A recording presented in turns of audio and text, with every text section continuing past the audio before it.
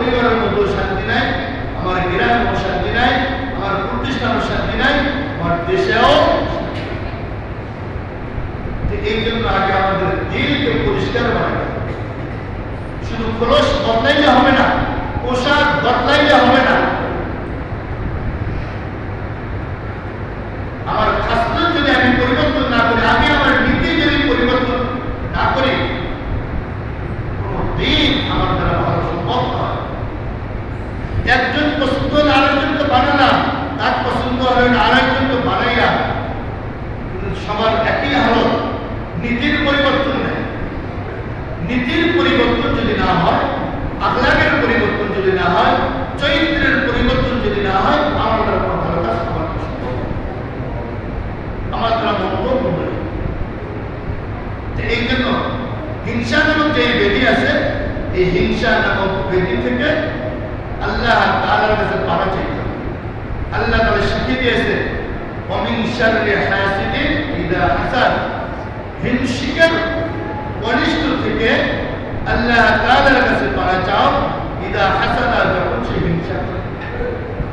হিংসুক যখন হিংসা করে, তার হিংসার খারাপি থেকে আগে আল্লাহ তাআলার কাছে পানা চাইতে হবে। আয় আল্লাহ, অমুক অমুকের হিংসা থেকে, অমুক অমুকের হিংসার খারাপি থেকে, তার অনিষ্ট থেকে আয় আল্লাহ তুমি আমাকে হেফাজত করো। আল্লাহ তাআলার কাছে দোয়া করে। আল্লাহ তাআলা শিখিয়ে দিয়েছেন এই হিংসা, এর জন্য আল্লাহ তাআলার কাছে দোয়া করতে হবে।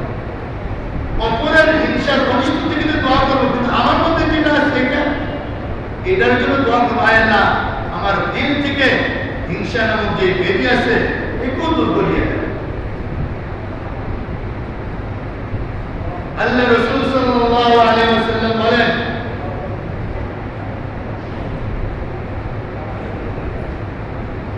قال النبي صلى الله عليه وسلم إياكم والحسد। আল্লাহর হাবিব বলেন, ইয়াকুম ওয়াল হাসাদ, হিংসা থেকে তোমরা দূরে থাকো। হিংসা থেকে কেন? ফাইনাল হাসাদা ইয়াকুলুল হাসানাত। কেননা হিংসা মানুষের নেক আমলগুলো আকালা ইয়াকুলু। হিংসা মানুষের নেক আমল খেয়ে, অর্থাৎ নেক আমলগুলো ধ্বংস করিয়ে দেয়।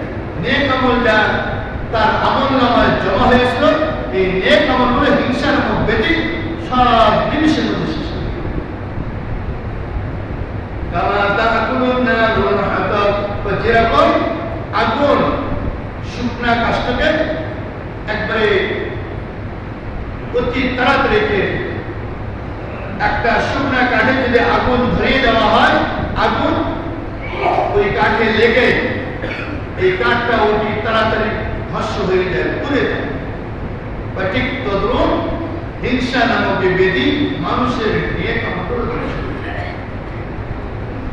এরপরে আল্লাহর হাবিব সাল্লাল্লাহু আলাইহি ওয়াসাল্লাম আরো বলেন,